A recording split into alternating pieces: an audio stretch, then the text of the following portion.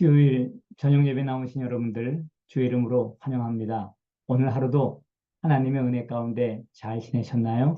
그 은혜 감사하면서 우리 함께 예배 드리도록 하겠습니다.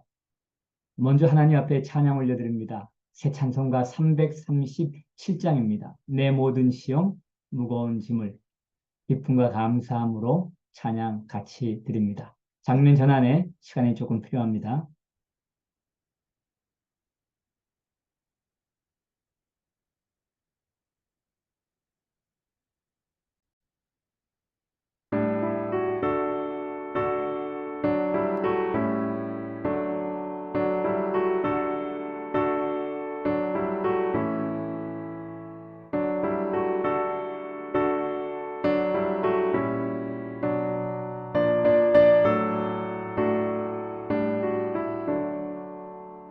내 모든 시험 무거운 짐을 주 예수 앞에 아뢰이며 근심에 쌓인 날 돌아보사 내 근심 모두 맡으시네.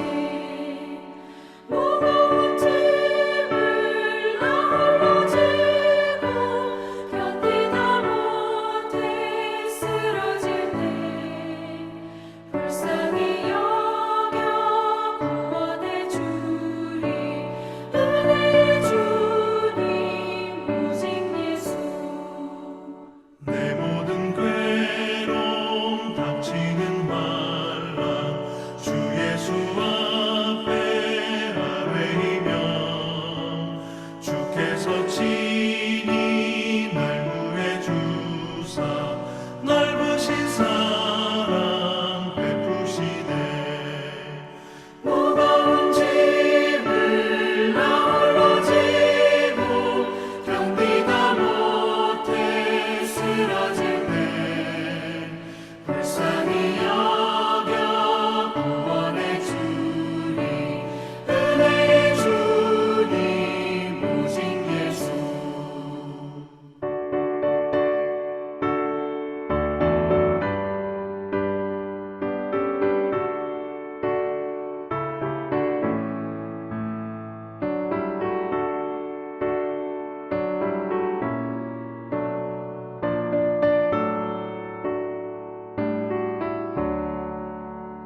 내 짐이 점점 무거워질 때 주 예수 앞에 아뢰이면 주께서 친히 날 구해 주사 내 대신 짐을 져주시네. 무거운 짐을 나 홀로 지고 견디다 못해 쓰러질 때 불쌍히 여겨 구원해 주리. 은혜의 주님 오직 예수. 마음의 시험 무서운 죄를 주 예수 앞에 아뢰이며 예수는 나의 능력이 되사 세상을 이길 힘 주시네. 무거운 짐을 나 홀로 지고 견디다 못해 쓰러질 때 불쌍히 여겨 구원해 주리. 은혜의 주님 오직 예수.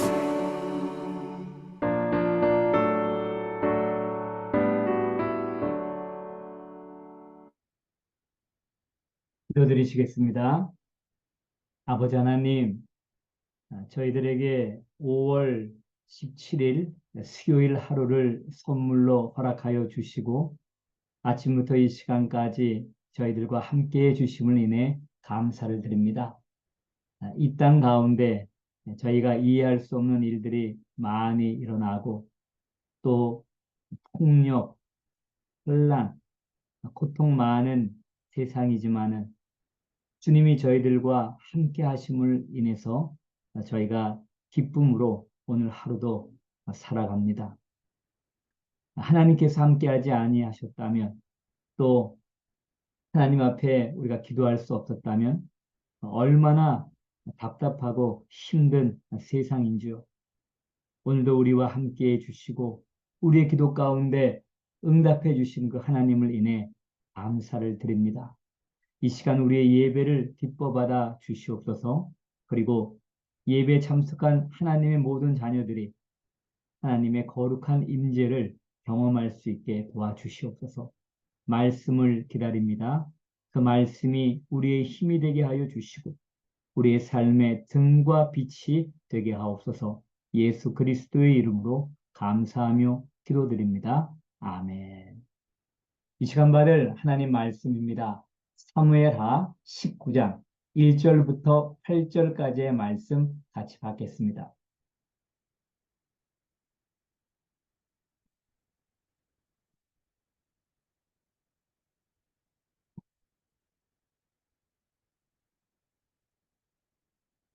제19장.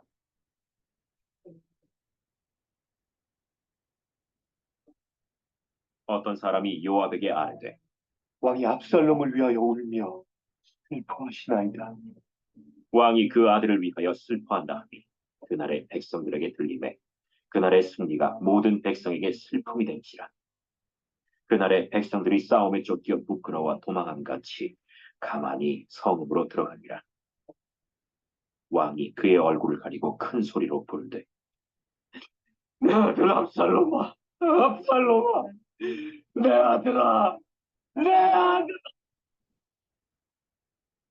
요압이 집에 들어가서 왕께 말씀드리되 왕께서 오늘 왕의 생명과 왕의 자녀의 생명과 처첩과 비빈들의 생명을 구원한 모든 부하들의 얼굴을 부끄럽게 하시니 이는 왕께서 미워하는 자는 사랑하시며 사랑하는 자는 미워하시고 오늘 지휘관들과 부하들을 멸시하심을 나타내십니다. 오늘 내가 깨달으니 만일 압살롬이 살고 오늘 우리가 다 죽었다면 왕이 마땅히 여기실 뻔하였나이다. 이제 곧 일어나 나가 왕의 부하들의 마음을 위로하여 말씀하옵소서. 내가 여호와를 두고 맹세하옵나니 왕이 만일 나가지 아니하시면 오늘 밤에 한 사람도 왕과 함께 머물지 아니할지라. 그리하면 그 화가 왕이 젊었을 때부터 지금까지 당하신 모든 화보다 더욱 심하리이다. 왕이 일어나 성문에 앉음에 어떤 사람이 모든 백성에게 말하되 왕이 문에 앉아 계신다. 하니 모든 백성이 왕 앞으로 나오니라. 이스라엘은 이미 각기 장막으로 도망하였더라.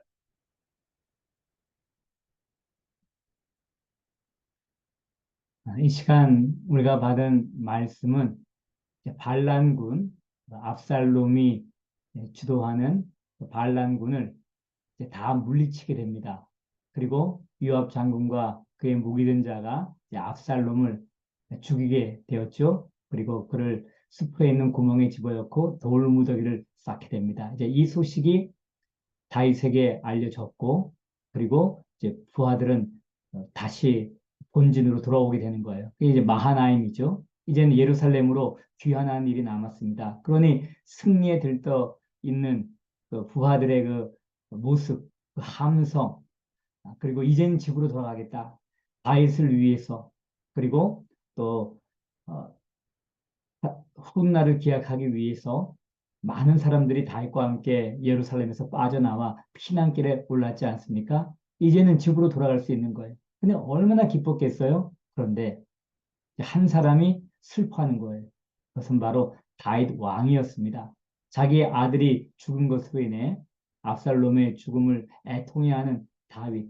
그 다윗으로 말미암아 온 이 진압군의 다윗의 부하들의 사기가 완전 떨어진 거예요.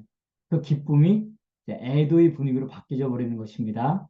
마치 우리가 죽었어야 했나 하는 그런 기분이 들 정도로. 이것은 다윗에게 굉장한 위기였는데 다윗만 이 상황을 모르게 된 거예요. 그래서 여기에 이제 요압이 역할을 하게 되었다라고 하는 것이죠. 그래서 오늘 본문 말씀 길지 않은 본문이지만 우리의 삶 가운데 적용할 중요한 교훈이 있습니다. 말씀을 조금 더 구체적으로 살펴보겠습니다.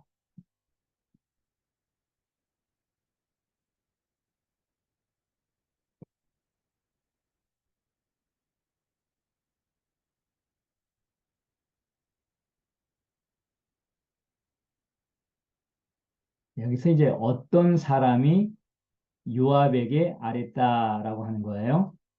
자, 어떤 사람은 뭐 군사 가운데 한 사람이겠죠. 네, 내용이 이렇습니다. 왕이 압살롬을 위하여 슬퍼하시나이다 라고 이제 하는 거예요. 그럼 여기에 대해서 이제 요압이 어떻게 반응했는가 라게 하는 것이 나올 텐데 그렇게 나오진 않았어요. 그것은 다음에 나오는 구절은 분위기가 어떤 식으로 지금 바뀌어갔는가 하는 것을 먼저 설명을 하고 그리고 요압의 반응이 나옵니다. 자, 왕이 그 아들을 위하여 슬퍼한 다음이 그날의 백성들에게 들림에 그날의 승리가 모든 백성에게 슬픔이 되었다.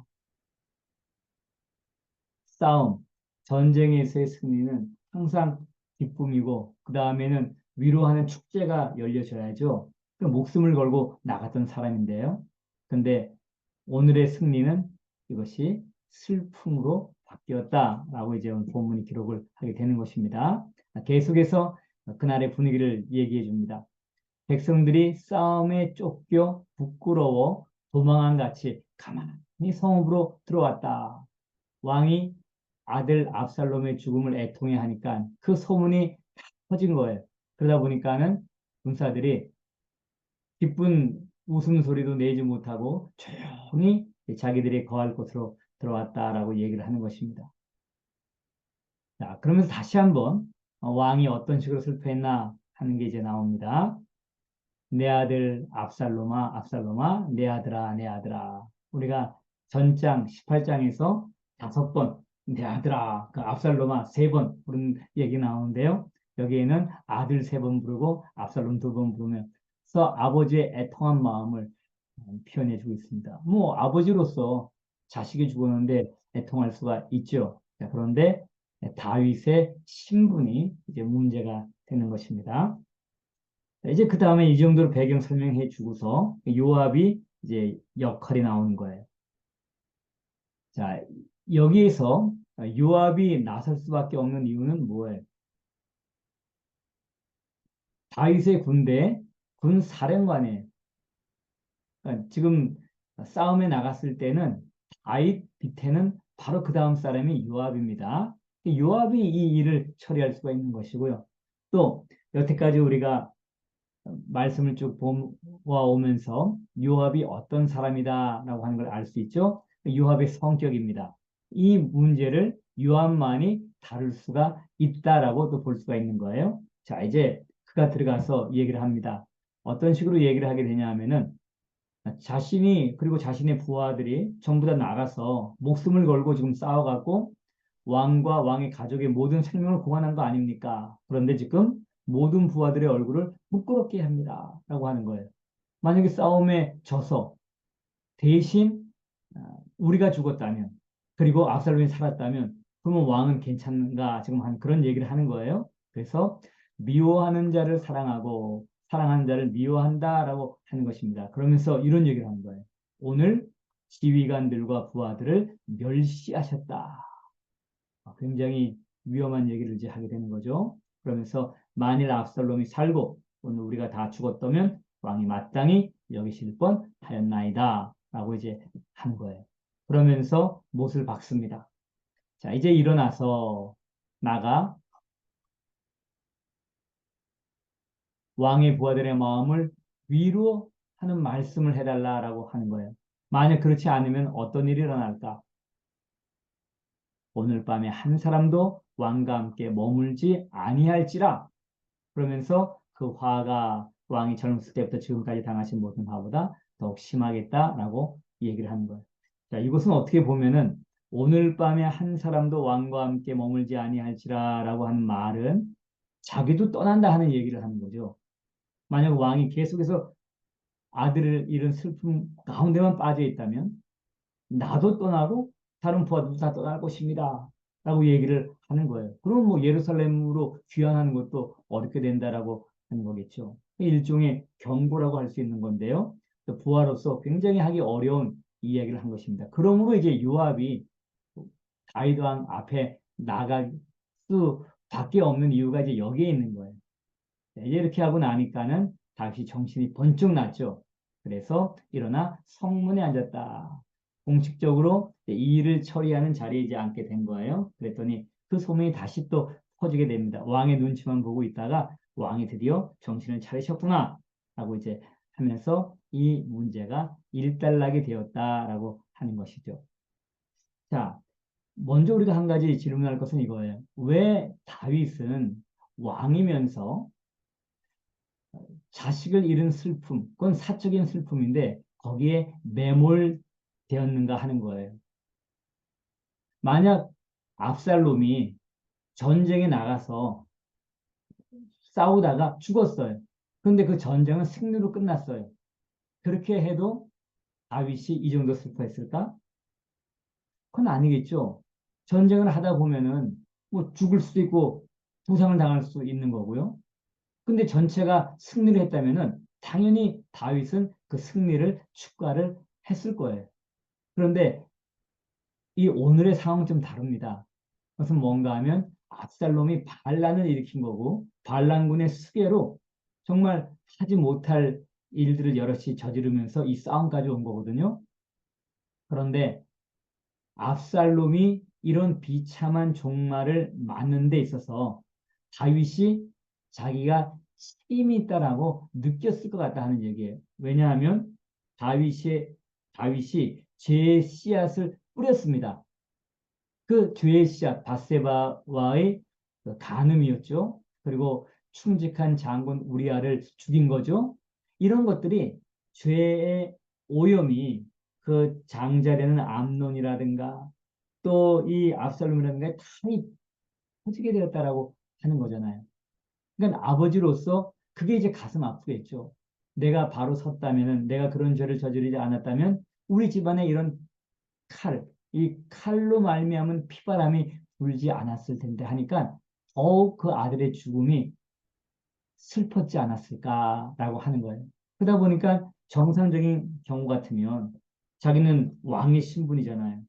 당연히 승리하고 돌아온 부하들을 격려해야 되겠죠.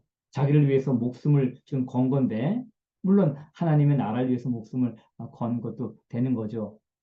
그런데 이번의 경우에는 다윗이 자기의 어떤 죄책감으로 인해서 더 자기 감정에 매몰되지 않았을까라고 하는 것입니다. 여러분, 누구나 우리는 이런 이중적인 신분을 갖고 있죠. 꼭 다윗만 그러는 거 아니에요. 저는 목회자로서 제가 공적으로 일을 볼 수 있는 것이고, 또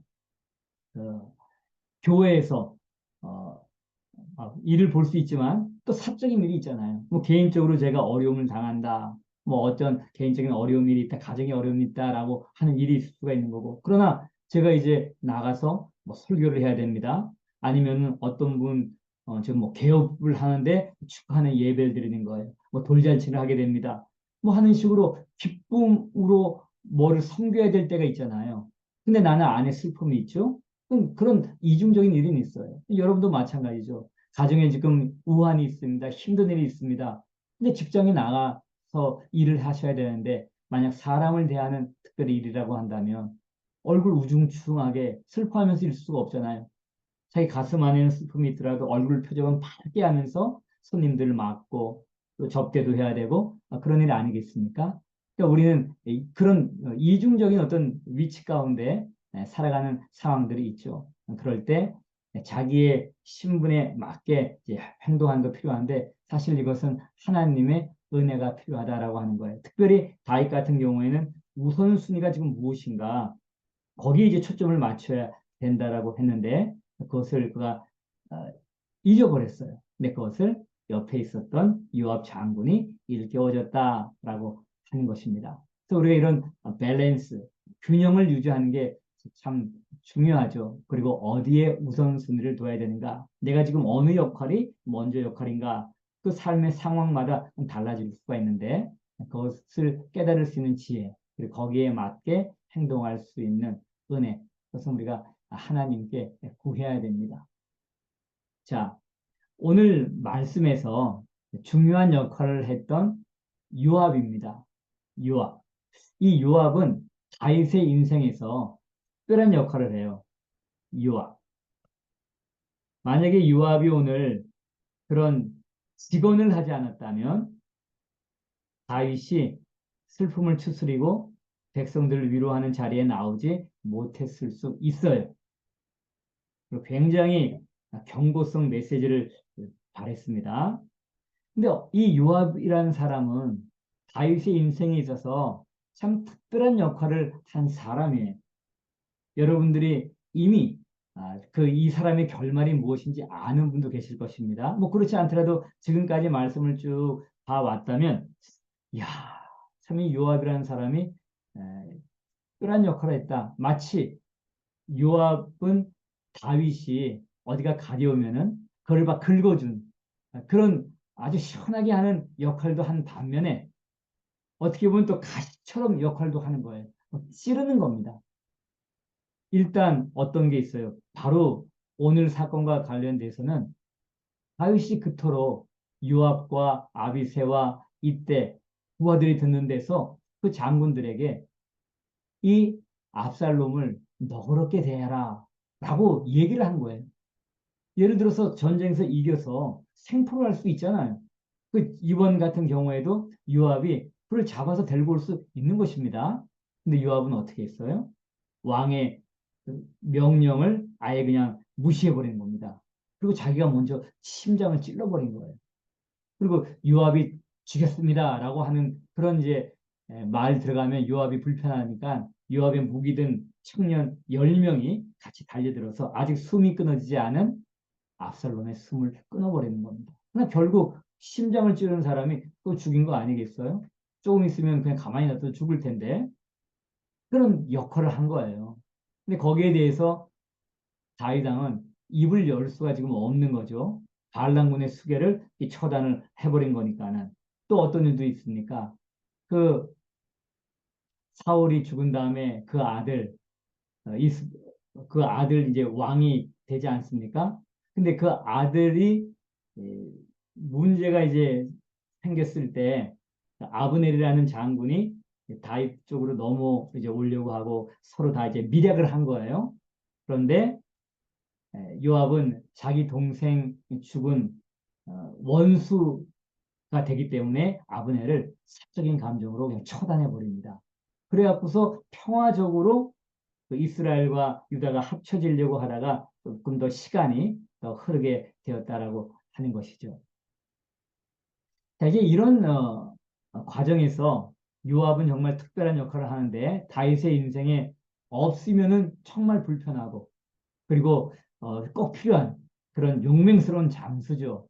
그리고 좀 더러운 일도 해줬잖아요. 우리아 죽일 때도 그냥 아무도 모르게 우리아를 적진 앞에 가장 힘든 쪽에 놓고서 죽게도 만들고 그런 더러운 일도 처리해준 그런 사람.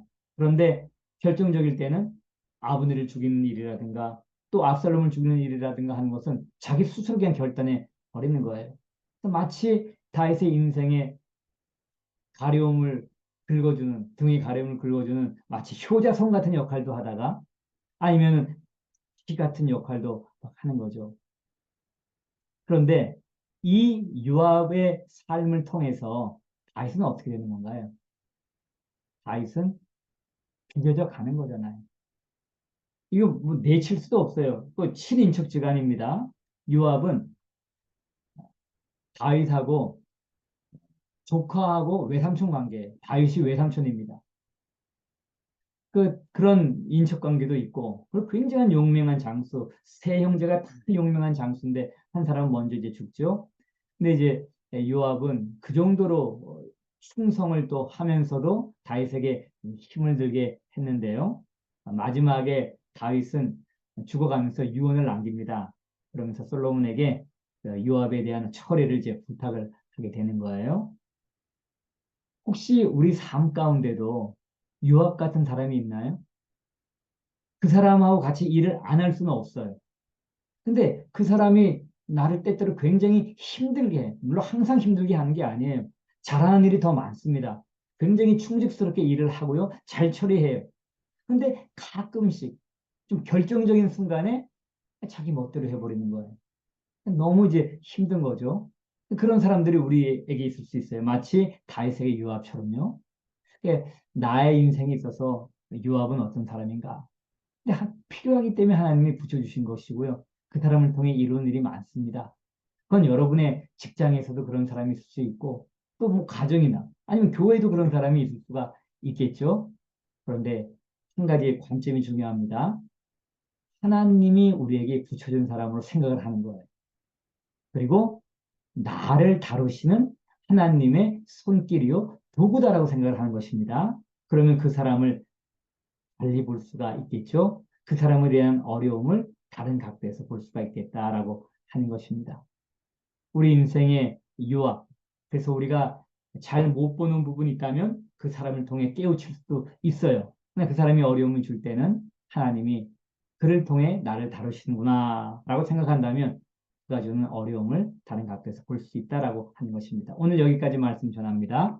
같이 기도하겠습니다. 아버지 하나님, 반란군은 진압했지만 아들 압살롬의 죽음으로 말미암아 사적인 슬픔에 매몰되어 있는 다윗 왕으로 인하여 반란군을 진압한 군사들의 사기, 지휘관의 사기는 다 떨어졌습니다. 그리고 그들은 기쁨의 환호를 지르지도 못하고 왁작지껄하게 승리를 축하하는 잔치도 벌이지 못하고 마치 패잔병처럼 도망병처럼 그렇게 조용히 있을 수밖에 없었습니다.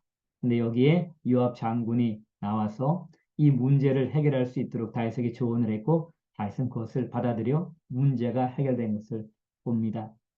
우리에게 있는 이중적인 위치에 있어서도 우리가 우선순위를 어디에 둘 것인지를 잘 알게 도와주시고 거기에 맞게 지혜롭게 행동할 수 있는 우리가 되게 하옵소서. 자기의 개인적인 감정이나 사적인 감정에 너무 매몰되지 않는 저희가 될 수 있도록 지혜를 허락해 주시길 원합니다. 그리고 우리 인생에도 요압 같은 사람이 있을 수 있습니다. 100에 95는 잘하다가 한 5가지 정도 우리에게 어려움을 줄 수 있는 사람이 있는데 그런 사람 없이 혼자 일하기는 쉽지 않을 수 있을 것입니다. 그런데 어려움을 줄 때 하나님께서 그 사람을 나에게 붙여줬고 나를 다루시는 하나님의 도구다라고 생각한다면 우리는 조금 다른 각도에서 그런 사람을 볼 수 있을 것입니다. 이런 지혜가 우리에게 있게 하여 주옵소서. 예수 그리스도의 이름으로 감사하며 기도드립니다. 아멘. 여러분, 이제 저는 내일이면은 아침에 일찍 미국으로 이제 출발을 하게 됩니다. 여러분들 그동안 기도해 주셔서 감사하고요. 어제로 치과 치료 마지막으로 다 마쳤습니다.